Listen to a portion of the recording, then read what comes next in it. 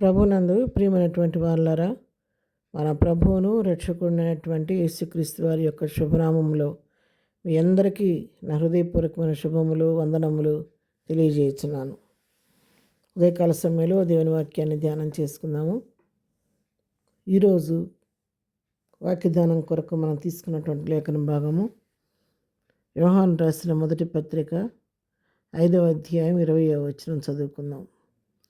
మనము సత్యవంతుడైన వారిని ఇరుగవలనని దేవుని కుమారుడు వచ్చి మనకు వివేకమును అనుగ్రహించున్నాడని ఎరుగుదము. మనము దేవుని కుమారుడని యేసుక్రీస్తునందున్న వారమై సత్యవంతుని ఎందున్నాము. ఆయనే నిజమైన దేవుడును నిత్య జీవమునై ఉన్నాడు. దేవుడి వాక్యాన్ని మన వెనుకల్లో దీవించి ఆశీర్వదించునుగాక. మన ప్రభు యేసుక్రీస్తు ఆ నిజమైన దేవుడును నిత్య జీవమునై ఉన్నాడని చెప్పని ఇక్కడ యోహాను భక్తుడు నొక్కి ఒక్కడిని చెప్తున్నాడు.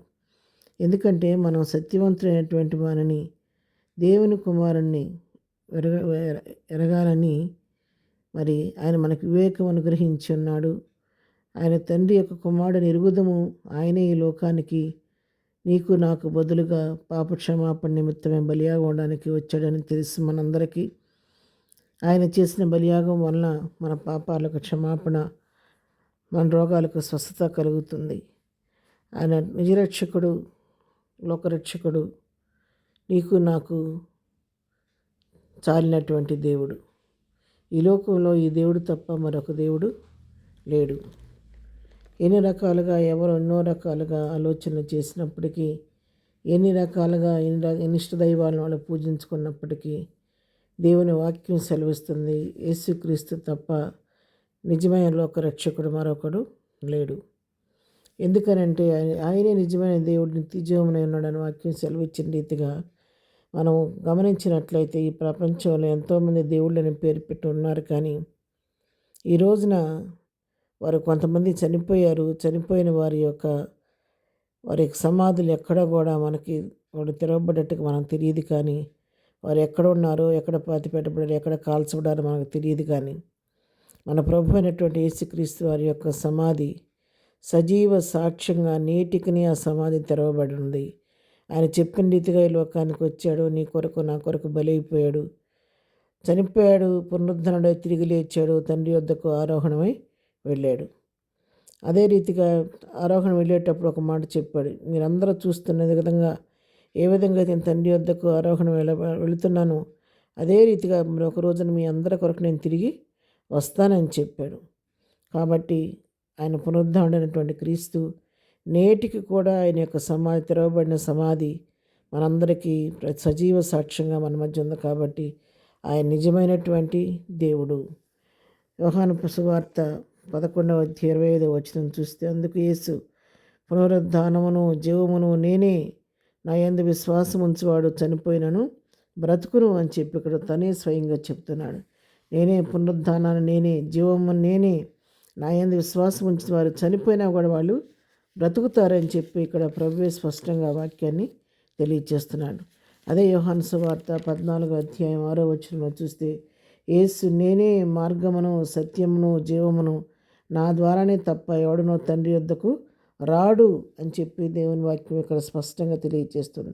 స్వయంగా ప్రభు యేసుక్రీస్తు చెప్పినటువంటి మాటలు, నన్ను తండ్రి యొద్దకు మీరు వెళ్ళాలంటే, తండ్రిని చూడాలంటే నేనే మీకు మార్గం, నేనే మీకు సత్యం, నేనే మీకు జీవం, నా ద్వారా తప్ప మరొక ద్వారం మీకు లేదు, తండ్రిని కలుసుకునే మార్గం మరొకటి లేదు, తండ్రి వద్దకు మీరు వెళ్ళలేరని ఇక్కడ ప్రభువారు స్పష్టంగా తెలియజేస్తున్నాను.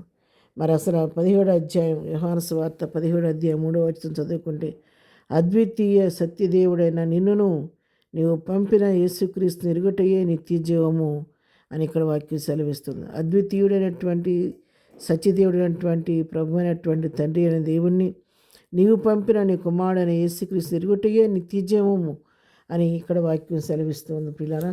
కాబట్టి ఆయన నిజమైన దేవుడు, పునరుద్ధరణైన దేవుడు, ఆయనే మార్గము సత్యము జీవము అని చెప్పి దేవుని వాక్యం సెలవిస్తుంది. ఆయన తప్ప వేరొక దేవుడు లేడని కూడా దేవుని వాక్యం సెలవిస్తుంది. అంతేకాదు ఆయన ప్రేమ కలిగిన దేవుడు, జాలి కలిగిన దేవుడు. ఆయన యుద్ధకు వచ్చి వారిని ఎంత మాత్రం కూడా త్రోసివేసే దేవుడు కాదు. ఆయన నమ్మిన బిడ్డలను తనది ఎంత మాత్రం కూడా విడిచిపెట్టే దేవుడు కాదు. కంటికి రెప్పలాగా వారిని కాచి సంరక్షించే దేవుడు కానీ ఆయన ఎన్నడూ కూడా వారిని త్రోసివేసే దేవుడు మాత్రం కాదనమాట. అంతేకాదు ఇర్మియా గ్రంథం 10వ అధ్యాయం 10వ వచనం మనం చదువుకుంటే అక్కడ విచిత్రమైన మాట మనం చూస్తాము. యెహోవాయే నిజమైన దేవుడు, ఆయనే జీవము గల దేవుడు, సదాకాలము ఆయనే రాజు, ఆయన ఉగ్రతకు భూమి కంపించును, జనములు ఆయన కోపమును సహింపలేవు. చూడండి, ఈ వాక్య భాగం ఎంత స్పష్టంగా రాయబడిందో. యెహోవాయే నిజమైన దేవుడు, ఆయనే జీవం కలిగినటువంటి దేవుడు, సదాకాలం ఆయన మనకు రాజు అని చెప్పి ఇక్కడ వాక్యం సెలవిస్తుంది.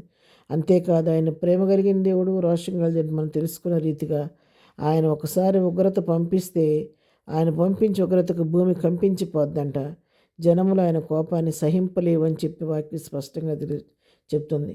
ఈ వాక్యం నెరవేరుతున్నట్టుగా ఇప్పుడు ప్రస్తుత పరిస్థితుల్లో మనం చూస్తున్నాం పిల్లరా.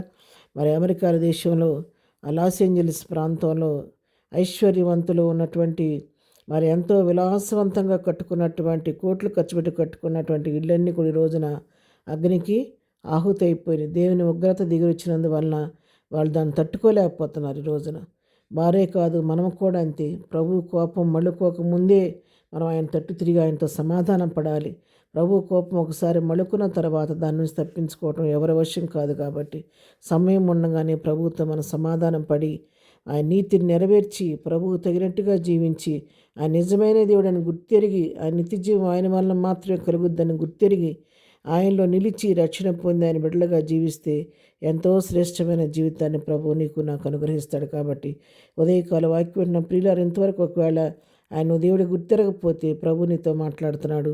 ఆయన నిజమైన దేవుడు, ఆయన నిత్యజీవం ఇచ్చే దేవుడు. కాబట్టి ఆయనను పిలుస్తుండగా ఆయన ప్రేమ కగిల్లోకి రండి, రక్షణ పొందండి, ఆయన బిడ్డలుగా ఆయన సొత్తుగా మార్చబడి ప్రభు ఇచ్చిన జీవానికి వారసులు కావాలని కోరుకుంటూ నా మాటలు ముగిస్తున్నాను. ప్రార్థన చేసుకుందాం. ప్రేమ కలిగిన తండ్రి, పరిశుద్ధుడైన మా ప్రియ ప్రభు, ఉదయకాలం శ్రేష్టమైన వాక్యం మాకు అనుగ్రహించారు.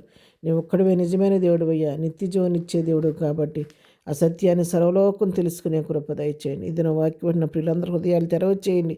వారు నీ విని గుర్తిరిగి నీ చోటిచ్చి నీ సాక్షులుగా జీవించే కృప దయచేయమని, ఇదన మేము చేయ పనులన్నింటిలో రాకపోకలు నీ కాపుదల దయచేయమని, ఎదురు దీవెనతో నింపి నడిపించండి, రక్షణ దయచేయమని, ప్రతి వారి అవసరాలకి నామలో తీర్చమని యేసునామములో ప్రార్థించి అడిగి పొందుకొని ఉన్నాము తండ్రి. ఆమెన్. ప్రభు కృప సదాకాలము మనందరికీ తోడయ్యుండి నడిపించునుగాక. ఆమెన్.